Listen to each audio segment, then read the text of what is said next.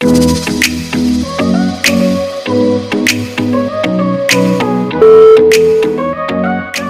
देखिए, आज हम लोग एनसीईआरटी मैथ में एक्सरसाइज 3.1 जो है उसको आप लोगों को सॉल्व करके बताएंगे। पिछली वीडियो में आप लोगों ने एक्सरसाइज 3.1 से रिलेटेड जो थ्योरियाँ थी, जो उसमें जो कुछ भी था उसके बारे में हमने आप लोगों को खूब अच्छी तरह से बताया था।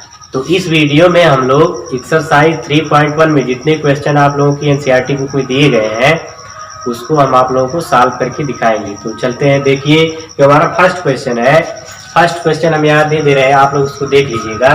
तो देखिए फर्स्ट क्वेश्चन है क्या। फर्स्ट क्वेश्चन है कि Aftab tales his daughter 7 years ago I was 7 times as old as you were then, also 3 years from now I shall be 3 times as old as you will be.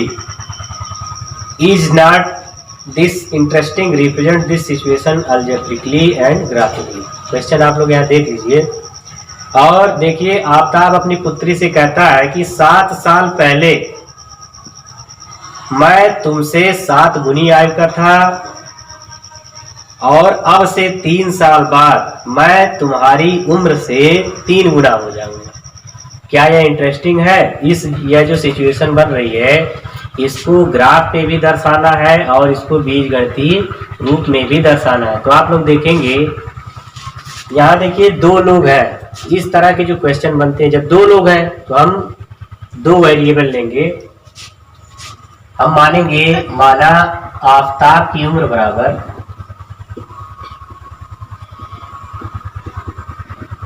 x वर्ष और इसके पुत्री की उम्र बराबर y वर्ष। ठीक है, आफ्ताब की उम्र हम x वर्ष मान लिए और उसकी पुत्री की y वर्ष। तो देखिए पहला जो कंडीशन है, फर्स्ट हम लिखेंगे प्रथम स्थिति। पहली स्थिति में क्या है कि आफ्ताब अपनी पुत्री से कह रहा है कि 7 साल पहले मैं तुम्हारी उम्र का 7 गुना था। तो 7 साल पहले, देखिए 7 साल पहले जो उम्र होगी वो 7 साल कम होगी। जैसे आप इस समय 10 साल के हैं तो 7 साल पहले आपकी उम्र क्या हो जाएगी? 7 साल हम माइनस कर देंगे, यानी 3 साल थी। उसी तरह आफ्ताब की उम्र 7 साल पहले क्या हो जाएगी? x माइनस 7 और इसके पुत्री की उम्र क्या हो जाएगी? y minus 7। लेकिन कंडीशन क्या है कि आफ्ताब कहता है अपनी पुत्री से कि 7 साल पहले जो मेरी उम्र है तुमसे कितनी गुनी है? 7 गुनी। तो ये जो पुत्री की उम्र है इससे 7 गुनी है इसकी उम्र, तो इसी में हम किसका गुणा कर देंगे? 7 का गुणा कर देंगे। अब देखिए इक्वेशन क्या बनेगा?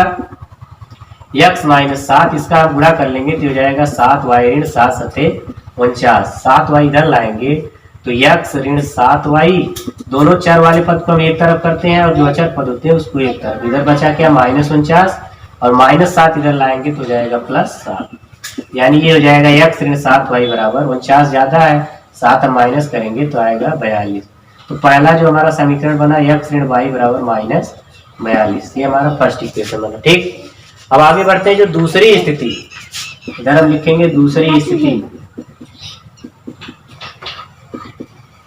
देखिए दूसरी स्थिति क्या है कि आफ्ताब अपनी पुत्री से कहता है कि अब से 3 साल बाद, देखिए वर्तमान उम्र कितनी है? x और y दोनों की। तो 3 साल बाद यानी कि इसकी आफ्ताब की उम्र हो जाएगी x प्लस 3 और इसकी पुत्री की उम्र कितनी हो जाएगी? y plus 3। 3 साल जो जोड़ देंगे हम दोनों में। अब फिर देखिए क्या कहता है कि 3 साल बाद मेरी जो उम्र है वो तुमसे 3 गुनी हो जाएगी। तो इसकी जो उम्र है इसकी 3 गुनी हो जाएगी, यानी इसमें कैसे गुणा कर देंगे? हम 3 से गुणा कर देंगे तो दोनों बराबर हो जाएगा।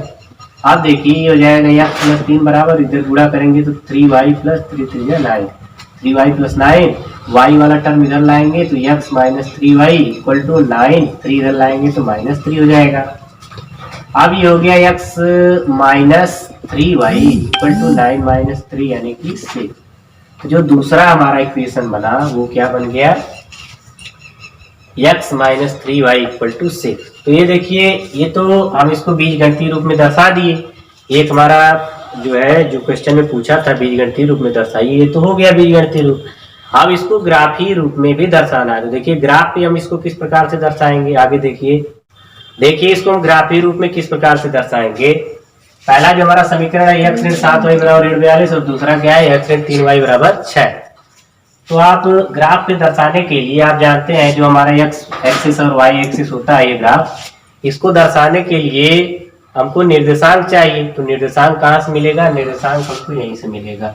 तो निर्देशांक निकालने के लिए आप एक कॉलम बनाएंगे और इस कॉलम में हम दोनों वेरिएबल का नाम लिखेंगे x और y। ये निकालेंगे किस प्रकार से, जो x ऋण 7y है इसमें हम एक चर का हम पक्षांतर कर देंगे तो x बराबर क्या हो जाएगा ऋण 42 और धन 7y, यानी इसको हम क्या लिख सकते हैं 7y ऋण 42 लिख सकते हैं ना। पक्षों को हम इधर उधर कर दिए, इससे कोई मान पे फर्क पड़ता नहीं। आप देखिए अगर हम y का मान यहाँ पर मान लीजिए 7 रखते हैं तो 7 और 7 कितना हो जाएगा, 7 का गुणा करेंगे 49 और 49 में से 42 घटेगा तो कितना आ जाएगा 7। तो x का मान हमको कितना मिल रहा है 7, यानी जब यहाँ पे हम y का मान 7 रख रहे हैं तो x का मान कितना मिल रहा है 7। ठीक, और कुछ और वैल्यू हम रख के देख लेंगे, अपने मन से वैल्यू रखना है। फिर देखिए यहाँ से x बराबर क्या हम लिए थे 7y ऋण 42। अब मान लीजिए हम y का मान यहाँ पर अपने से रखेंगे, आप मान लीजिए हम 8 रख रहे हैं तो हो जाएगा 8 सत्ते 56, 56 में से 42 गया, 6 में से 2 गया 4 और 5 में से 4 गया 1, यानी कितना मिला हमको 14। जब यहाँ हम रखे 8 y का मान तो हमको क्या मिला 14 मिल गया। आगे बढ़ते हैं, एक वैल्यू और आप रख लीजिए, मान लीजिए y का मान हम 6 रख रहे हैं तो 7 गुणे 6 7 6 42 माइनस 42, यानी क्या मिलेगा हमको 0। तो जब हम y का मान 6 रखते हैं तब हमको क्या मिलता है x का मान 0 मिलता है। ठीक, तो हमको निर्देशांक देखिए इसमें क्या क्या मिल गए, हमको निर्देशांक इसमें मिले हैं। पहला निर्देशांक है 7 7 x y 7 7 और दूसरा क्या मिला 14 और 8, तीसरा क्या मिलता है 0 6। ठीक है, तो ये 3 निर्देशांक हमको पहले का मिल गया और दूसरे का भी आप निकाल लीजिए। इसको हम चेंज करेंगे तो ये हो जाएगा x बराबर 6 प्लस 3y। इसके लिए भी आप कॉलम बनाएंगे x y। यहाँ y का मान अगर आप मान लीजिए 1 रखते हैं तो 3 1 कम 3 और 6 3 9, तो x मान कितना आ जाएगा 9। आगे बढ़ते हैं 2 रखेंगे तो 2 3 6 और 6 6 12। मान लीजिए हम 0 रख दिए तो ये तो पूरा 0 हो जाएगा, बचा क्या 6। तो निर्देशांक हमको क्या क्या मिल गए 9 1 12 2 और 6 0। ठीक है, तो 3 निर्देशांक उसमें हम ले लिए और 3 निर्देशांक इसमें अब आप दर्शाएंगे। तो आप इधर देखते हैं ये हमारा मूल बिंदु है, इधर धनात्मक संख्याएं होती हैं 9 10। इसको आप बना लीजिएगा अपने हिसाब से जहां तक दर्शाना है।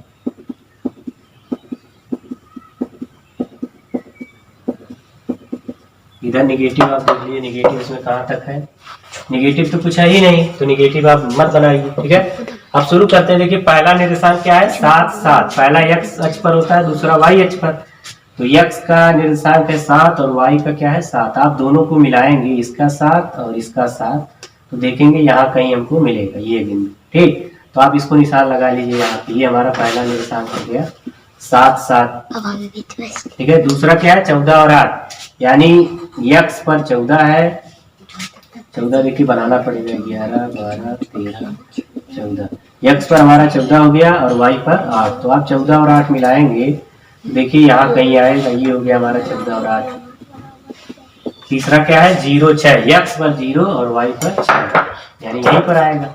तो आप देखिए इसको जब आप मिलाएंगे तो एक सीधी रेखा इस तरह से बनेगी। ये हमारा कौन सा समीकरण है x ऋण 7y बराबर माइनस 42।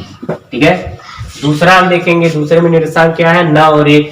तो देखिए x पर 9 और y पर 1, तो आप मिलाएंगे तो यहाँ कहीं आएगा। ठीक, फिर 12 है 2 है, x पर 12 और y पर 2, तो आप देखेंगे यहाँ कहीं आएगा। ठीक है, 2 अलग चीज मिलकर 6 0 है, x पर 6 है और y पर 0, यानी यहीं पर आएगा। ठीक,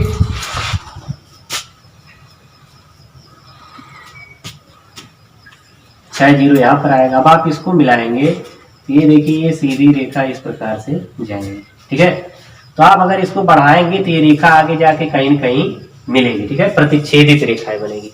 तो आप ग्राफ पे इसको इस प्रकार से दर्शा सकते हैं। इस समीकरण का नाम लिख लीजिए x ऋण 3y बराबर ठीक है। तो आप इसको इस प्रकार ग्राफ में दर्शाएंगे। ठीक, देखिए जो सेकंड वाला इसी में क्वेश्चन है 3.1 का क्वेश्चन हम यहाँ दे रहे हैं, आप लोग उसको देख लीजिएगा। क्वेश्चन है coach of a cricket team buys 3 bats and 6 balls for ₹3900. Letter C buys another bat and 3 more balls of the same kind of ₹1300. Represent this situation algebraically and geometrically. ठीक है, तो इसका सबसे पहले इसको देखिए बीजगणितीय रूप में और ग्राफीय रूप में दर्शाना है। तो हम करेंगे क्या, सबसे पहले आप बीजगणितीय रूप में इसको दर्शाएंगे। तो देखिए जो क्वेश्चन दिया गया उसी के हिसाब से हम समीकरण बनाएंगे। क्रिकेट का जो कोच है उसने क्या खरीदा, 3 बैट और 6 गेंद। तो 2 चीजें जो खरीदी गई है उसका मान सबसे पहले मान लेंगे। माना 1 बैट का मूल्य बराबर X रुपया और 1 गेंद का मूल्य बराबर Y। अब देखेंगे प्रथम स्थिति क्या है। देखिए पहली स्थिति क्या है, 3 बैट और 6 बॉल का जो दाम है वो है 39 रुपये, यानी 3 जो है बैट का दाम कितना हो जाएगा, 3x रुपया, चूंकि 1 का x रुपया है, और प्लस 6 गेंद का दाम, तो 1 गेंद का y यानी 6 गेंद का 6y, और दोनों का मिला के कितना रुपया हो रहा है, 3900 रुपया। तो हमारा पहला समीकरण बन गया। और द्वितीय स्थिति क्या है,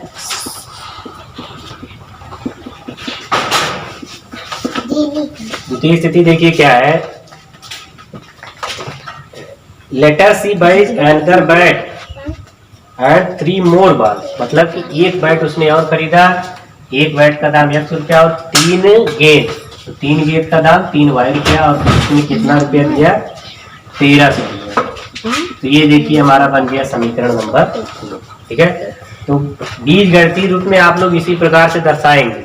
और इसको ग्राफीय रूप में अगर दर्शाना है तो पहले वाले क्वेश्चन में जो हम बताए हैं आप लोग को, सबसे पहले इक्वेशन को सॉल्व करके उससे हम निर्देशांक निकालेंगे, और जब निर्देशांक मिल जाएगा तो उसके बाद उसको हम ग्राफ पे आसानी से दर्शाएंगे। ठीक, बढ़ते हैं हम इसके अगले क्वेश्चन की तरफ, जो लास्ट वाला क्वेश्चन है। देखिए जो तीसरा वाला क्वेश्चन है, क्वेश्चन यहाँ हम दे रहे हैं, आप लोग क्वेश्चन को ध्यान से देख लीजिएगा।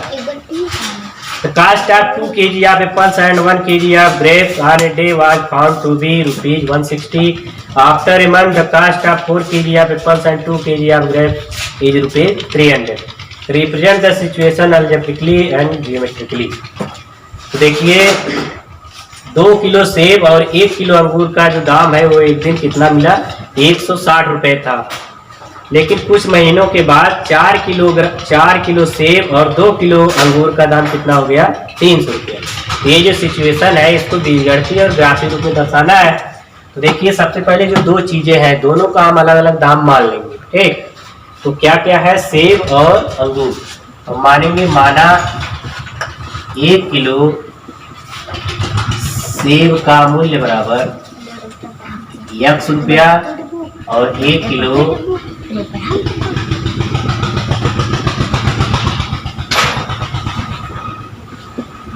अंगूर का मूल्य बराबर Y रुपये। अब देखिए प्रथम स्थिति क्या है, पहली स्थिति क्या है कि 2 किलो सेब और 1 किलो अंगूर का दाम, 2 किलो सेब यानी कि 2x रुपया और 1 किलो अंगूर यानी कि Y रुपये। ठीक, 1 किलो का दाम x है तो 2 किलो का 2x, तो उसका कितना रुपया उसको देना पड़ा, 160 रुपया। ठीक, ये हमारा पहला इक्वेशन बना। ठीक, और दूसरी स्थिति क्या है,